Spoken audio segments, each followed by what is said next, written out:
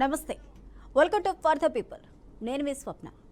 ఒకప్పుడు రెచ్చిపోయారు కొందరు, పార్టీ అండతో దుర్భాషలాడారు.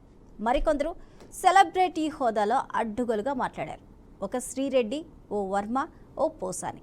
పార్టీ మారింది, ఫేట్ కూడా మారింది. ఇప్పుడు వరుస కేసులు, అరెస్టులతో సతమతమవుతున్నారు.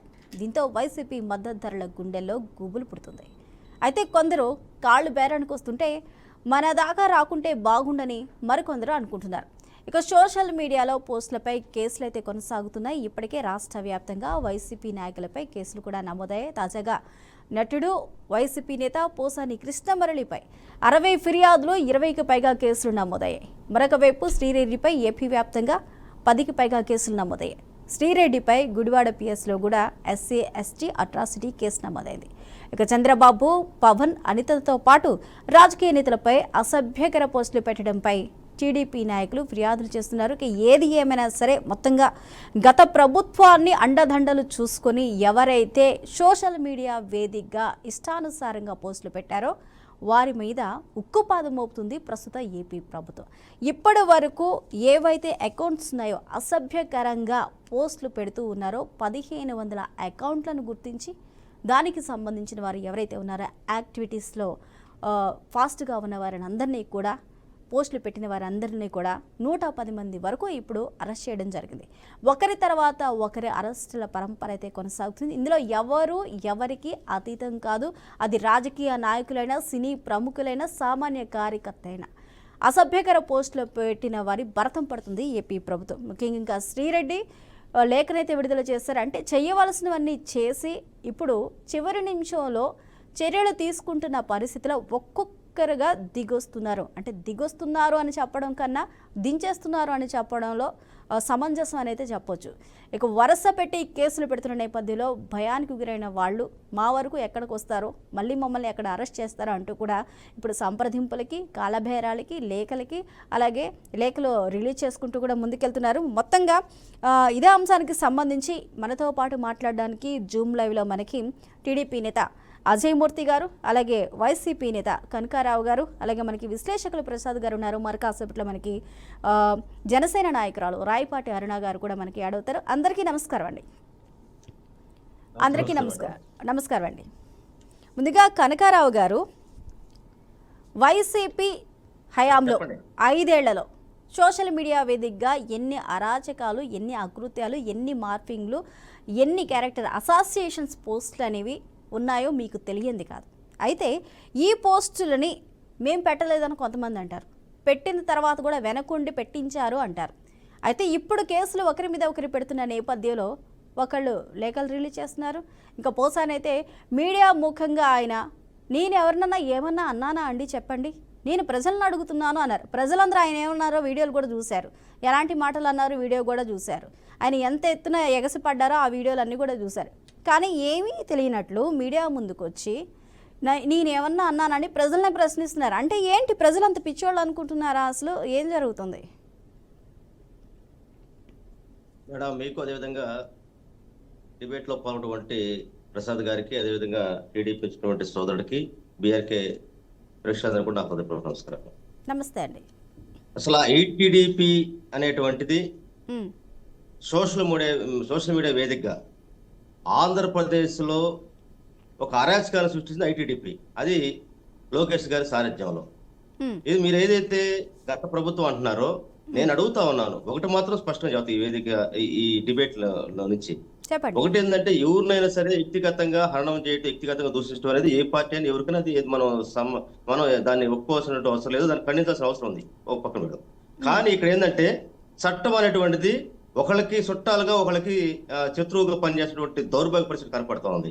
నేను స్ట్రైట్ గా అడుగుతా ఉన్నాను, 2014 నుంచి 2019 వరకు నారా లోకేష్ గారి ఆధ్వర్యంలో పెట్టినటువంటి ఐటీడీపీ బృందం రకరకాలుగా ఫేక్ పోస్టులు పెట్టి, రకరకాలుగా జగన్మోహన్ రెడ్డి గారిని, వాళ్ళ కుటుంబాన్ని, అదేవిధంగా రకరకాలుగా వేసినటువంటి పరిస్థితులు చివరికి ఆ బాధితుల్లో పవన్ కళ్యాణ్ గారు కూడా ఉన్నారు. దానికి సాక్ష్యం ఏంటంటే, 2014-19 మధ్య పవన్ కళ్యాణ్ గారు అమరావతి రాజధాని విషయంలో కానీ కొన్ని విషయాల దగ్గర మాట్లాడినప్పుడు వాళ్ళ తల్లిని కూడా అప్పుడు స్వయాన పవన్ కళ్యాణ్ గారే తెర మీదకి వచ్చి నా తల్లిని దూషిస్తారా, నేను మీకు ఆ రోజు ఉపయోగపడి దాదాపు 15 సీట్లు మీకు అందిస్తే చివరికి నా కుటుంబాన్ని నన్ను కూడా చేస్తారా అని చెప్పేసి ఈ పచ్చ మీడియాని బ్యాన్ చేయని చెప్పినటువంటి దానికి సాక్ష్యాలు ఇవ్వండి. అదే విధంగా మీరు ఇందాక పోసారు గురించి చెప్తున్నారు. మరి ఈ రోజు పృథ్వీ గారు కావచ్చు, అదే విధంగా ఆర్పీ పేరుతో కావచ్చు, ఎంతమంది తిడతా ఉన్నారు, వాళ్ళు ఎందుకు తీసుకోవట్లేదు మీరు? ఈ రోజు కేవలం ఏంటంటే వైఎస్ఆర్ కాంగ్రెస్ పార్టీ ఏదైతే సూపర్ 6 తోటి టీడీపీ ప్రభుత్వం ఏదైతే హామీలు అమలు చేయలేకపోయినటువంటి పరిస్థితుల నుంచి ఇదొక ఏదైతే నెలకు ఒక సందర్భాన్ని తెచ్చి దాన్ని సోషల్ మీడియాలో అదేవిధంగా ప్రభుత్వం పరంగా వ్యతిరేకిస్తున్నటువంటి దాంతో ఈ రోజు అయితే డైవర్షన్ కనకారావు గారు కనకారావు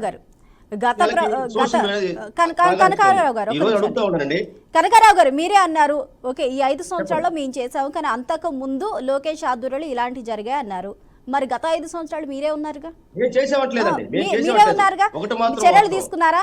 చర్యలు ఇప్పుడు తీసుకుంటుంది ప్రభుత్వం, ప్రభుత్వం తీసుకుంటుంది. మరి అప్పుడు మీరెందుకు తీసుకోలేదు? ఆరోపించారు, మరి చర్యలేవి తీసుకోలేనప్పుడు మనకు ప్రశ్నించే హక్కు ఉందంటారా?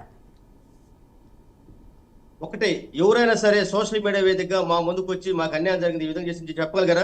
అదే క్రమం ఆ రోజు మేము కూడా పెట్టాం కదా. ఎవరైతే అధికారులు ఉన్నప్పుడు కూడా మా మీద కూడా ఏదైతే అసభ్యకర పోస్టులు పెట్టారో దాని మీద తీసుకున్నారు. అంటే ఇక్కడ ఏదైతే ఈవెంట్ లాగా ఇదొక పెద్ద పబ్లిసిటీ లాగా చేసేటువంటిది. ఎందుకంటే డైవర్షన్ లో భాగంగానే ఇదొక కార్యక్రమం అనుకొని, ఎందుకంటే ఈ రోజు మెయిన్ స్ట్రీమ్ ఏదైతే మీడియా ఉందో ఆ మీడియాలో నుంచి సోషల్ మీడియా యాక్టివ్ అవుతున్నటువంటి తరుణంలో ప్రభుత్వ విధానాలు ఎండగడతా ఉంటే ఏదైతే ఈ రోజు వాస్తవానికి ఫేక్ ఐడీలతోటి ఫేక్ న్యూస్లతోటి మొత్తం నడిపిందంతా ఐటీడీపీ బ్యాచ్. మా దగ్గర చాలా ఉదాహరణలు ఉన్నాయి. అదేవిధంగా సీఎం రాజు అంటే ఎవరు, మొత్తం వైసీపీ కండ వేసుకుంటాడు, వైసీపీ వెనక బ్యానర్ పెట్టుకుంటాడు, వైసీపీ పార్టీని సంస్కరిస్తున్నట్టే ఉంటాడు, టీడీపీకి అనుకూలం చేస్తా ఉంటాడు. ఏంటి ఇవన్నీ కూడా పుట్టిరెడ్డి అని చెప్పేసి ఒక అతను, అది వైసీపీ కాండ ఉండదు అతను ఐడీల మీద.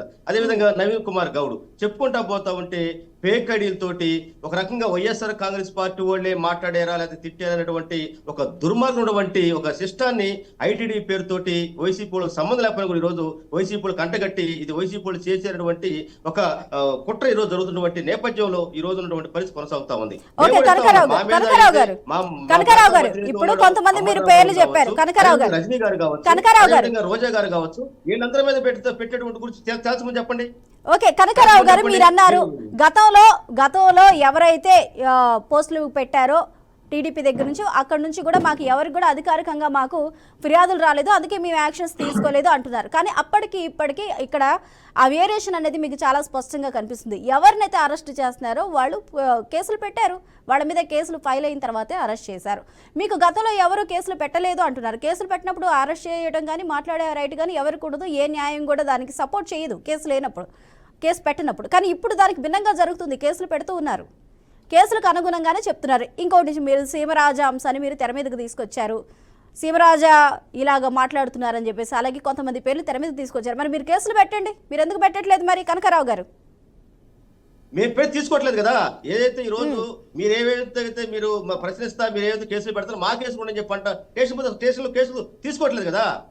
ఓకే, మీరు కేసులు పెట్టినా తీసుకోవట్లేదు. ఆంధ్రప్రదేశ్ లో లా అండ్ ఆర్డర్ పూర్తిగా డైవర్షన్ అయిపోయింది, పక్కెళ్ళిపోయింది. స్వయాన పవన్ కళ్యాణ్ గారు చెప్పొచ్చు అని చెప్పేసి ఈ రోజు రాష్ట్రంలో అత్యాచారాలు దాదాపు 110 జరిగితే అందులో 10 మంది చచ్చిపోయారండి. మహిళలు కావచ్చు, పిల్లలు కావచ్చు, మొత్తం అత్యాచార బాధితులుగా ఎస్సీ ఎస్టీ మీద దాడులు జరుగుతామని మహిళలు చచ్చిపోతా ఉన్నారు. అదేవిధంగా అరాచకం జరుగుతా ఉంటే దాని మొత్తాన్ని పక్కన పెట్టేసి సోషల్ మీడియా పేరుతోటి ఇది ఒక భయపెట్టే విధంగా వైఎస్ఆర్ కాంగ్రెస్ పార్టీ కార్యకర్తల్ని సోషల్ మీడియా పేరుతో భయపెట్టే ఒక పెద్ద కుట్ర నడుస్తా ఉంది. మేము అడుగుతా ఉంటే అదేవిధంగా పవన్ కళ్యాణ్ గారు పెట్టిన యాక్షన్ తీసుకోండి.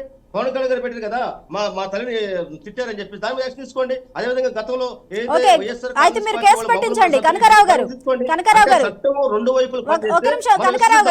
ఆంధ్రప్రదేశ్ అరాచకాన్ని అడ్డుకుంటుంది.